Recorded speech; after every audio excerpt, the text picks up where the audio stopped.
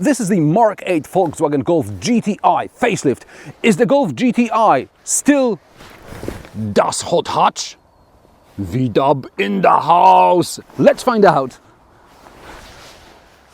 In this VW Golf GTI review, I'll focus mainly on driving impressions. I'll expand more on the practical aspects in another video where I'm comparing it to the new BMW M135. Channel members already can or soon will be able to watch this comparison without ads. It'll become available to everyone else a bit later.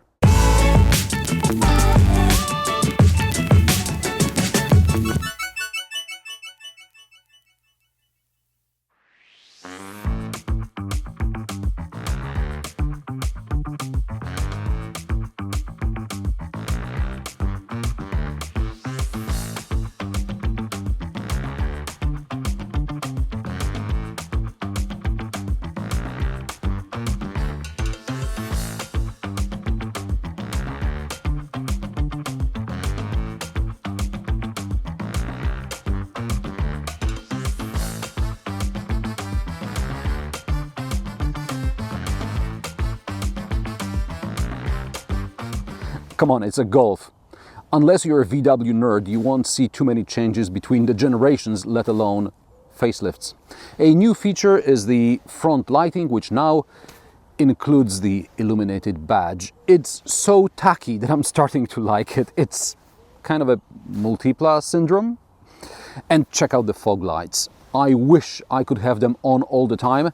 Other than that, it's a Golf. And even if the head of design talks about changes for half an hour, just nod politely, smile, whatever. Inside, the changes are equally modest. Okay, so there is a new larger infotainment screen compared to the model I reviewed in early 2020. Volkswagen's digitalization process was such a success that heads rolled. This version is called MIB4 and it is an improvement over earlier builds. Meanwhile, it also turned out that other car brands are not doing very well in this department either, so VW's infotainment system suddenly doesn't look all that bad. But it's like explaining that early 1.4 TSI motor wasn't so bad compared to the current 1.2 PureTech. Anyway, there's a new wireless charger which requires you to take out the phone from a case for it to work. Cup holders are, well, one is okay and the other one is useless.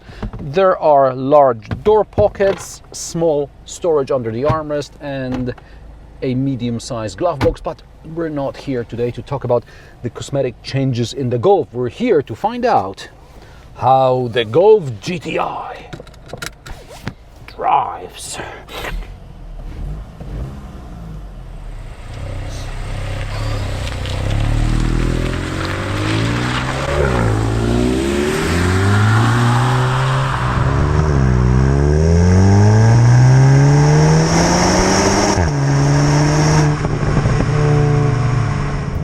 The Golf GTI is available in two versions. There is a GTI with 265 horsepower and GTI Clubsport with 300 horsepower. Remember when the Golf R had 300 horsepower? Anyway, this is the 265 horsepower standard version. It has 20 more horsepower than the pre-facelift model. I don't know how they achieved it in the emissions cuts era, but let's not dwell too much upon it. Claimed 0 to 100 km/h time is 5.9 seconds. I checked and to my surprise, I achieved 5.8 seconds in sport mode with launch control, but 5.7 seconds in normal mode. How is this possible?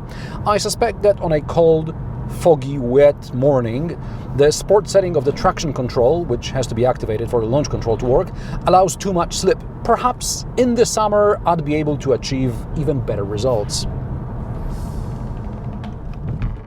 Golf GTI and GTI Clubsport have an electronic diff as standard. In the bends, I feel it helped turn in, and the traction is surprisingly good. And this is a front-wheel drive car after all. The engine and the gearbox are programmed so that the Golf GTI is eager to rev, and the sound is audible inside and out. This makes the Golf GTI feel faster than it really is. And it's no slouch anyway.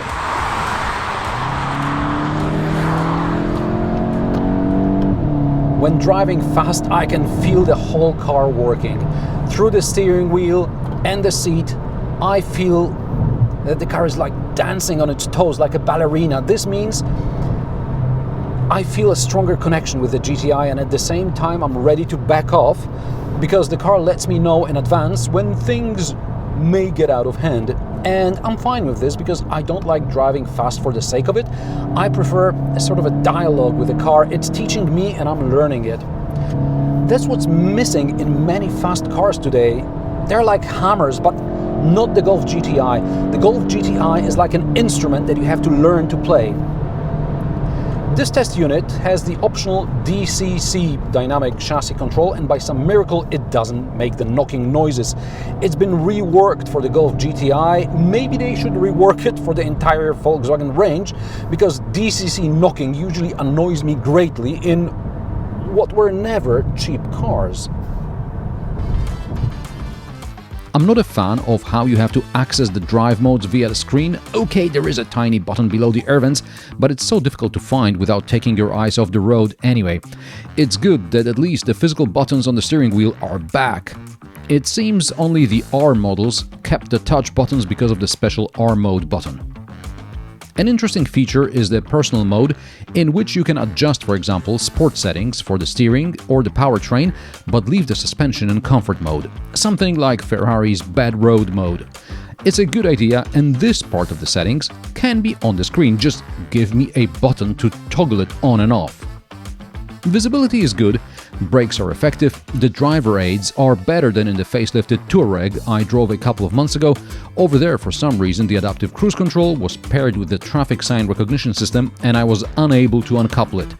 Since traffic sign recognition is not infallible, the car slowed down or accelerated in inappropriate places every now and then.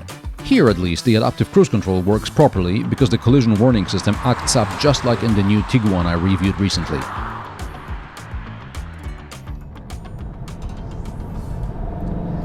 The seats are manual, although there is lumbar support adjustment. After about half an hour or so in the seat, I feel my back starts to ache, and it's been a while since I felt this in a car. And at the same time, I'm reviewing a competitor with much more comfortable seats, so test these on your back during a longer test drive before you buy. Other than that, the seats offer great lateral support and I love the way they look. Claimed fuel economy is just above 7 liters per 100 kilometers combined. No way. High 7, low 8 is a great result, and if you drive the GTI like it's meant to be driven, you're looking at least 10 liters per 100 kilometers. The fuel tank capacity is 50 liters. The Golf, even the GTI, can tow up to 1600 kilograms.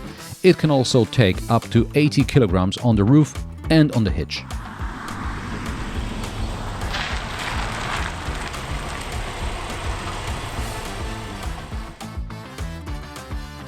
Nothing new in the back. There's a lot of legroom and headroom. There's third zone climate control, 2 USB-C ports, door pockets, pockets in the seat backs. There is an armrest with cup holders and a ski hatch behind it. The seat splits 60-40. The boot has 374 liters, no change here. Under the double floor is an optional mini spare. With the floor in its upper position, there is room for the parcel shelf underneath it. Prices of the Volkswagen Golf GTI start at €45,655. With options, this test car costs €57,150. The Golf GTI has always been my favorite hot hatch. I did have a maybe I should get a Civic Type R phase, but then I quickly returned to the Golf GTI, even if the best Golf was, and still is in my opinion, the Mark 7. And what do you think about the refreshed Volkswagen Golf GTI? Let me know in the comment section below. If you like my sarcastic, down-to-earth and possibly mildly amusing car reviews, join me every Friday at 3 p.m. Central European Time, and don't forget to subscribe and like this video as it helps me with the YouTube algorithm.